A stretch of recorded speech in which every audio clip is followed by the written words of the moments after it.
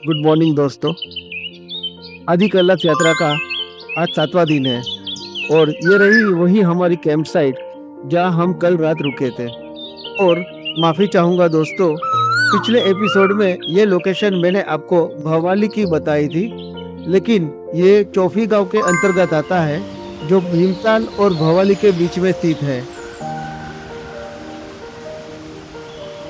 खास बात यह है कि ये एक क्रिकेट ग्राउंड है और यहीं एक हेलीपैड भी बना हुआ है। फ्लैट जमीन होने की वजह से हमने यहीं अपने टेंट्स लगाए थे। सबसे अच्छी बात यह है कि यह कैंप साइट बिल्कुल फ्री है और हमने भी गांव वालों से अनुमति लेकर यहाँ पे कैंपिंग की थी। अगर आपको इस जगह की लोकेशन चाहिए तो मैं लिंक डिस्क्रिप्शन में दे दूंगा, आप वहाँ से चेकआउट कर लेना। आप जो रास्ता देख रहे हैं वो सीधे नदी की तरफ जाता है, तो चलिए चलते नदी की ओर। नहाना होगा या नहीं ये तब ठंड तय करेगी। जैसे ही हम नदी किनारे पहुंचे देखा मीत भाई, मुईर भाई, उनकी फैमिली पहले से ही पानी में एंजॉय कर रही है। फिर क्या था, हम भी कूद पड़े। वैसे कोशिश करें सीधे नदी से पानी कभी ना पिए, क्योंकि ये कई जगहों से होकर आता है। पहाड़ी इलाकों में अक्सर रास्ते के किनारे पाइप से बहता पानी साफ मिलता है, वही सबसे सुरक्षित होता है। यहाँ पर भी ऊपर से देखने पे तो पानी एकदम साफ था, लेकिन अंदर कचरा भी था, इसलिए हमने इसे सिर्फ इस्तेमाल के लिए लिया, पीने के लिए नहीं। यहाँ का माहौल इतना शानदार था कि किसी का भी जाने का मन नहीं कर रहा था, लेकिन सफर लंबा है और नई मंजिलें हमारा इंतजार कर रही है।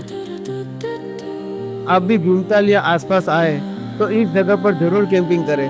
ये जगह सेफ भी है और गांव वाले भी बहुत मददगार हैं। सच में आदि कैलाश यात्रा के दौरान इतनी खूबसूरत लोकेशन मिलेगी ये हमने भी नहीं सोचा था। यात्रा सेना की टीम पिछले ही साल यहाँ पे भीमताल और नैना देवी टेम्पल कवर करने आई थी, तो उसकी क्लिप का आप एंजॉय कीजिए तक हम सामान पैक करते हैं। नैनीताल सीरीज की लिंक मैंने डिस्क्रिप्शन में दी है, आप जरूर चेकआउट कर लीजिएगा, बहुत ही आप एंजॉय करोगे। और चलिए अब हमने हमारा सामान भी पैकअप कर लिया है, तो अब समय होता है आगे बढ़ने का। हमने कैंप साइट को पूरी तरह साफ भी कर दिया है। याद रखें, जहाँ भी कैंपिंग करें जगह को साफ छोड़कर ही जाएं।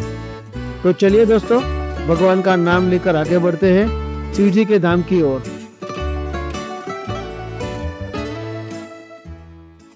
तो अभी भीमताल से हम निकल चुके हैं पिथौरागढ़ के लिए, और अभी आज हम लोग पहले जाएंगे यहाँ से जागेश्वर धाम। वहाँ पे शिव जी के दर्शन करेंगे, क्योंकि यात्रा जो है वो शिव जी के धाम पर है। तो सबसे पहले शिव जी के दर्शन करेंगे और फिर आगे जाएंगे पिथौरागढ़। और पिथौरागढ़ में और एक लोकेशन हमने देखा है जहाँ पर भी इसी तरह का कैंपिंग पॉसिबल हो सकता है, तो हम जाते हैं वहाँ पे। और वहाँ का जो अगर मिल गया तो आपको उसका भी अपडेट मिलेगा ऑन द वे। तब तक आप इन खूबसूरत वादियों का आनंद उठाइए। तो चलिए आज का सफर शुरू करते हैं। फिलहाल हम गांव से निकलकर मेन रोड पर आ चुके हैं। यहाँ से लेफ्ट लेंगे और भीमताल, और राइट लेने पर रास्ता पिथौरागढ़ की ओर जाता है, और हमने राइट टर्न ले लिया है।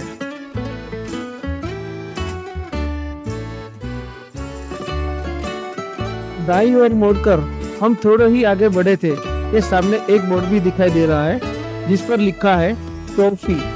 जी हाँ, ये वही जगह है जहाँ हमने कल रात कैंपिंग की थी। चाहे तो आप भी इस लोकेशन को नोट कर सकते हो।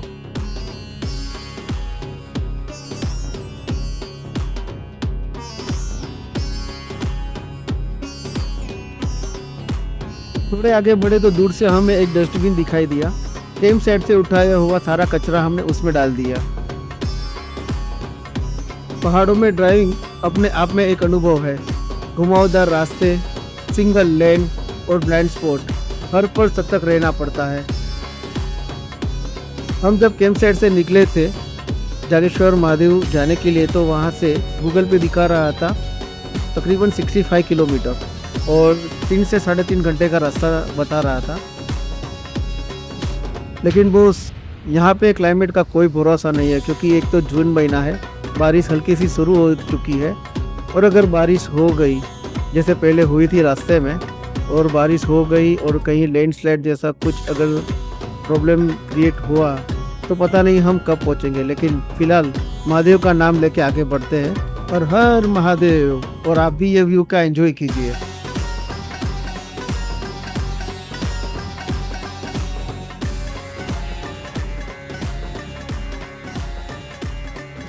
थोड़े ही दूर चलने के बाद हमने एक जगह पे गाड़ी रोकी जहां एक स्थानीय व्यक्ति ताजे फल बेच रहा था। पीच, एप्रिकॉट और प्लम। हमने भी कुछ फल लिए। ऐसी जगहों पर लोकल चीजें जरूर ट्राई करनी चाहिए। एक तो यहाँ पे ज्यादा मिलती है और मेन फ्रेश मिलती है। आगे बढ़ते ही रास्ते में छोटे छोटे गांव मिलते हैं जो अपनी सादगी और खूबसूरती से दिल जीत लेते हैं। ये गांव इतने आकर्षक लगते हैं कि हर मोड़ पर रुककर इन्हें निहारने का मन करता है। लेकिन जैसे जैसे हमारा सफर आगे बढ़ता है वैसे वैसे मौसम में भी हल्का सा बदलाव महसूस होने लगता है। आगे बढ़ते हुए लेफ्ट साइड में एक भव्य स्ट्रक्चर दिखाई दिया। गाड़ी रोककर मैप चेक किया तो पता चला ये है डोल आश्रम। हालांकि हम एंट्री गेट मिस कर चुके थे, लेकिन इस जगह की खूबसूरती ने हमें ड्रोन उड़ाने पर मजबूर कर दिया। डोल आश्रम अल्मोड़ा जिले में स्थित है और इसकी स्थापना 1990 में परमहंस स्वामी सच्चिदानंद महाराज ने की थी। यहाँ योग, ध्यान और सेवा के माध्यम से आध्यात्मिक विकास पर काम किया जाता है। आश्रम के केंद्र में सफेद संगमरमर से बना श्री कल्याणी का हिमालयन देवस्थान मंदिर है, जहाँ विश्व का सबसे बड़ा महामेरु श्री यंत्र स्थापित है और महादेव की विशाल प्रतिमा भी है। यहाँ का शांत वातावरण साधना के लिए एकदम उपयुक्त है। गौशाला, पुस्तकालय और ध्यान कक्ष जैसी सुविधाएं भी उपलब्ध है। दर्शनार्थियों के लिए रहने की और भोजन की सारी सुविधाएं उपलब्ध है। अगर आप कभी भी अल्मोड़ा आए, इस जगह को जरूर अपनी लिस्ट में शामिल करें।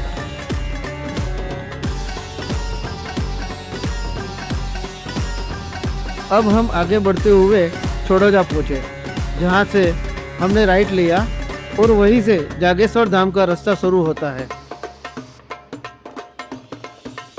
दोस्तों, अब तो हवा में भी ठंडक घुलने लगती है और आसमान में बादलों का डेरा जमने लगता है और इसी बदलते बादलों से घिरे मौसम में ये सफर और भी ज्यादा सुहाना और यादगार बनता चला जा रहा है। आगे बढ़ते ही एक ऐसा नज़ारा देखने को मिला कि हम खुद को ये खूबसूरत पल आपसे शेयर करने से रोक ही नहीं पाए। फिर क्या था, इस सुहाने मौसम और शानदार सीन ने तो मानो कैमरा उठाने पर हमें मजबूर कर दिया। फोटोग्राफी तो बनती ही थी। आपको ये नज़ारे कैसे लगे, हमें कमेंट बॉक्स में जरूर बताइए। अगर आपको भी ऐसे नज़ारों का अनुभव लेना है तो आपको अपने घर से निकलकर यहाँ तक आना ही पड़ेगा। सच कहे तो हमारा मन तो यही कैंपिंग करने का हो गया था। पहाड़ों में अक्सर ऐसा ही लगता है कि बस यहीं रुक जाए, आगे बढ़ने का मन ही नहीं करता। अगर हर खूबसूरत नज़ारे पर यूं ही ठहरते रहे तो ये सफर खत्म होने का नाम ही नहीं लेगा। अभी तो रास्ता लंबा है, इसलिए कुछ पल इस हसीन कुदरत को महसूस करते हैं, इसे दिल में बसाते हैं और फिर अपने सफर को आगे बढ़ाते हैं। अब हमारा अगला पड़ाव है जागेश्वर धाम और हम जल्द ही वहां पहुंचने वाले हैं। यहाँ से उसकी दूरी लगभग 3 किलोमीटर बताई जा रही है। आगे बढ़ते ही रोड पे हमें एक साइन बोर्ड दिखाई दिया जिसमें लिखा था अल्मोड़ा 33 किलोमीटर और जागेश्वर 3 किलोमीटर। तो बस यही से हमने टर्न ले लिया।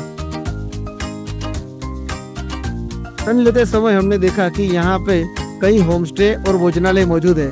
दोपहर का समय हो चुका था और सभी को भूख लगी थी, लेकिन हमने सोचा पहले मंदिर में दर्शन कर लेते हैं और वापसी में यही आकर खाना खाएंगे।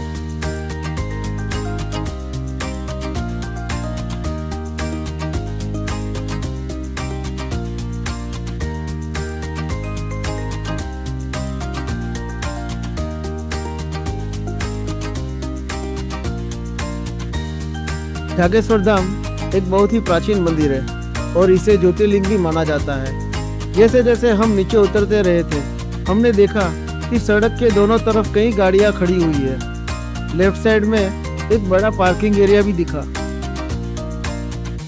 हालांकि मंदिर अभी यहाँ से करीब 3 किलोमीटर दूर है, तो इतनी सारी गाड़ियां यहाँ क्यों खड़ी है, ये बात हमें समझ में नहीं आई।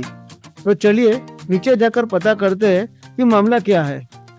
जैसे ही हम नीचे पहुंचे देखा कि थोड़ा ट्रैफिक जाम भी है।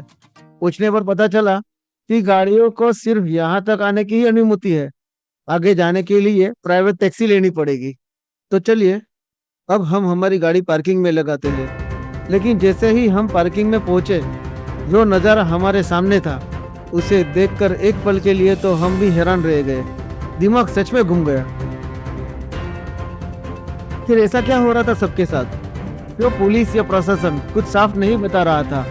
और श्रद्धालु भी क्यों खामोश थे? क्या ये सिर्फ एक सिस्टम है या कुछ और भी? जानिए इस कहानी का अगला हिस्सा अगले पार्ट में। और हाँ, अगले ही एपिसोड में भगवान श्री भोलेनाथ, देवों के देव महादेव के दर्शन करना बिल्कुल मत भूलिएगा। अगर आप इस चैनल पे नए हैं तो सब्सक्राइब जरूर कर लें ताकि हर कोई नई वीडियो सबसे पहले आप तक पहुंचे। मिलते हैं नेक्स्ट एपिसोड में। तब तक स्वस्थ रहें, मस्त रहें।